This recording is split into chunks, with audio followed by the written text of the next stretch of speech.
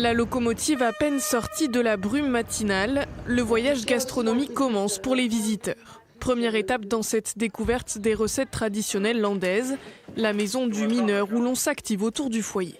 Là, on fait cuire une bécasse à la ficelle qui a été bardée auparavant avec du lard. Et là, il y a un gigot de sanglier qui tourne à la broche depuis ce matin, qui n'est pas encore tout à fait cuit. Ces deux chasseurs font régulièrement la démonstration de ces techniques de cuisine ancestrale. Je suis passionné de bécasse. Et pour moi, la bécasse, c'est toute l'année.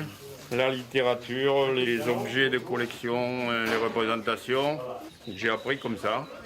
Dans une autre maison de l'Érial, ce sont les enfants qui ont mis la main à la pâte. Vous pouvez le rerouler un peu comme ça en faisant bien attention de ne pas renverser le miel. Pas renverser le miel et la pomme.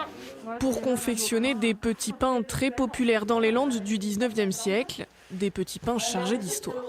En fait, c'est la petite portion de pain qu'on réservait aux cadets de la famille, qui avait donc un privilège. Il avait son petit pain avec un petit peu de pomme dedans et un petit peu de miel, voilà, ce qui en faisait le pain le plus appétissant de la fournée.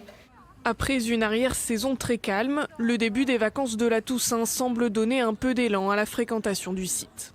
Après les 4 mois que tout le monde a connus très difficiles, de pouvoir venir comme ça, même avec un masque, mais pouvoir respirer le grand air avec les enfants. Et vraiment, tout est très bien expliqué dans ce parc, il est très grand. Le voyage gastronomique se termine forcément par la dégustation et la recette semble toujours fonctionner. C'est bon, hein, c'est camping.